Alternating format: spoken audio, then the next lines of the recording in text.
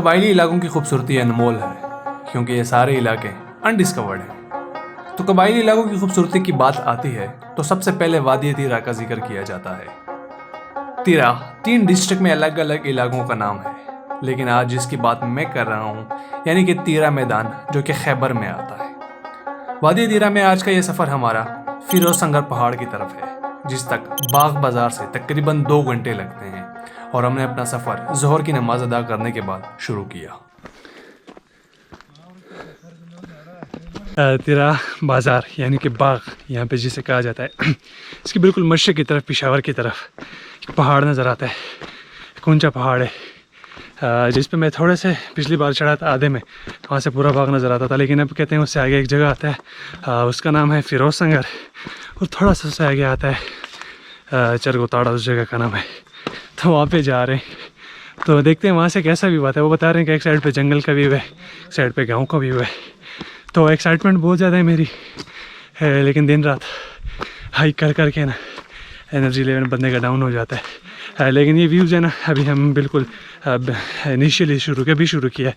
इस गांव में से होकर अभी टॉप तक जाएंगे। इस गांव के व्यू आप देख रहे हैं कितना प्यारा गांव है। तो इंशाल्लाह होपफुली 2 घंटों के अंदर हम ये कंप्लीट कर लेते हैं टॉप तक।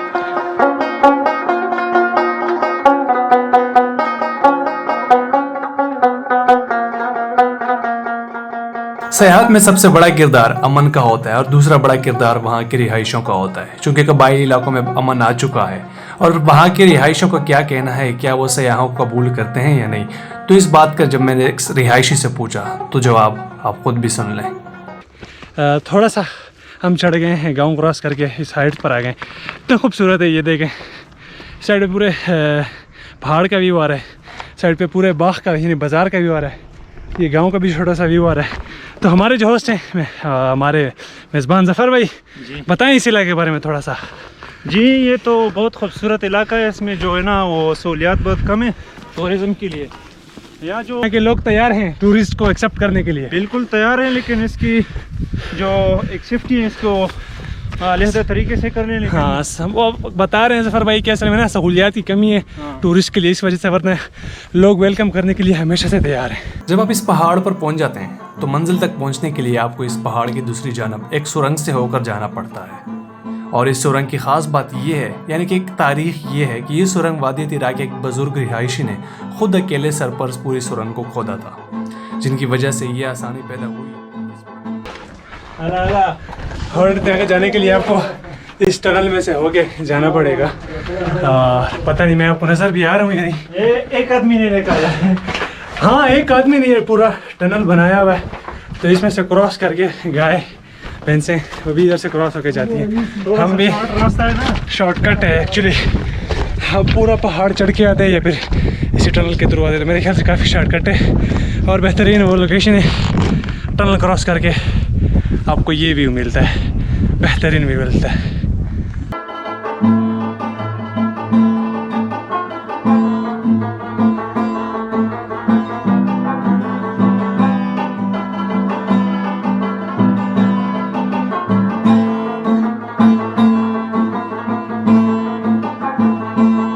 जैसे हम पहाड़ की दूसरी तरफ आ गए तो हम एक जंगल के अंदर आ गए, और अभी हम जंगल के अंदर ही मौजूद थे कि हमें महसूस होने लगा कि कहीं मौसम ख़राब ना हो जाए, कि कहीं बारिश शुरू ना हो जाए और कहीं हम मंजिल से रह ना जाएं। जी अभी हमने जंगल क्रॉस किया है। बारिश शुरू हो गई या पता नहीं जंगल में ही शुरू थी, जंगल की वजह से हमें फील नहीं हो रही थी, लेकिन अभी जंगल से बिल्कुल निकल चुके हैं, बारिश के लिए एक्सपोज हो गए हैं 100%। तो इसी वजह से हमें बारिश भी लग रही है। तो अभी मुझे नहीं पता, ये कैमरे के ऊपर थोड़ा सा वो लगा कि हमें यहाँ पे रुकना चाहिए या ऊपर जाना चाहिए, क्योंकि 5 बज रहे हैं, 6:30 बजे तक शाम मगरिब हो जाती है। तो कोशिश करनी है कि हम ऊपर ही पहुँच जाएँ। अभी तक हमने ड्रोन की कोई फुटेज भी नहीं बनाई, ड्रोन की फुटेज भी बनानी है क्योंकि यहाँ पे आसपास ज़्यादातर घर नहीं है। लेकिन अभी बारिश का हमें नहीं पता कि बारिश में मैंने कहीं पे चुपना है या हमने अपनी जो है ना ट्रैकिंग शुरू करके रखनी है, कंटिन्यू भी रखनी है। बारिश की शिद्दत की वजह से हमने फैसला किया कि बारिश गुजरने का इंतज़ार करते हैं और फिर सफ़र जारी रखते हैं। वहाँ पर बारिश से बचने के लिए कोई जगह नहीं मिल रही थी सिवाय एक बड़े पत्थर के जिसके नीचे बैठकर थोड़ा बहुत हम बारिश से बच गए थे। और बारिश इतने ज़्यादा टाइम के लिए हुई कि फिर हमें टाइम की कमी महसूस होने लगी और हमने वापसी में ही बेहतरी समझी। ड्रोन उड़ाकर वहाँ की खूबसूरती को कैप्चर किया और उसके बाद वापसी का रास्ता अख्तियार किया।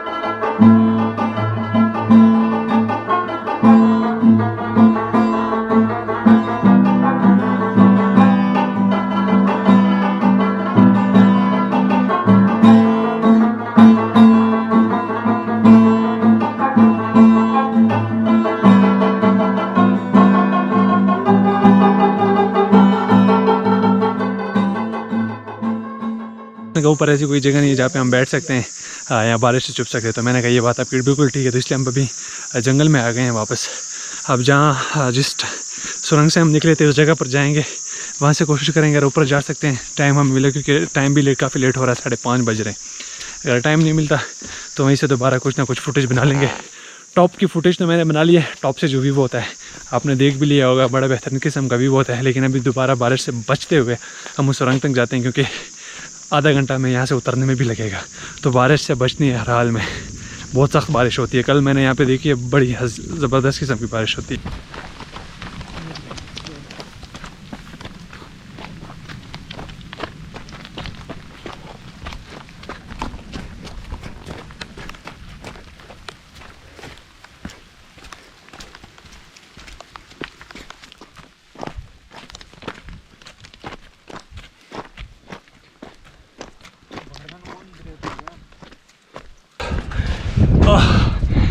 बारिश से भाग के फाइनली सुरंग तक पहुंच गए। लेकिन सुरंग में बारिश तो नहीं हो रही, लेकिन एक मसला है, हल्की हल्की बारिश तो हो रही है। लेकिन हवा सारी इस साइड से गुजर के उस साइड पे जा रही है। तो आपको नज़र आ रहा होगा सारा गीला हो चुका हूँ मैं। तो हवा की वजह से काफ़ी ज़्यादा ठंड लग रही है, मुझे बेहद किस्म की ठंड लग रही है।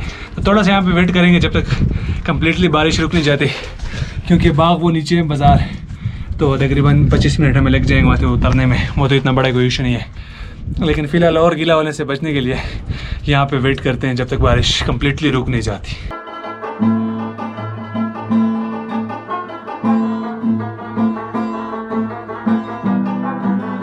ये तो बारिश रुक गई है, हल्की हल्की बूंदाबांदी हो रही है, इतनी ज़्यादा नहीं हो रही, मतलब हम इतना मसला नहीं होगा उससे।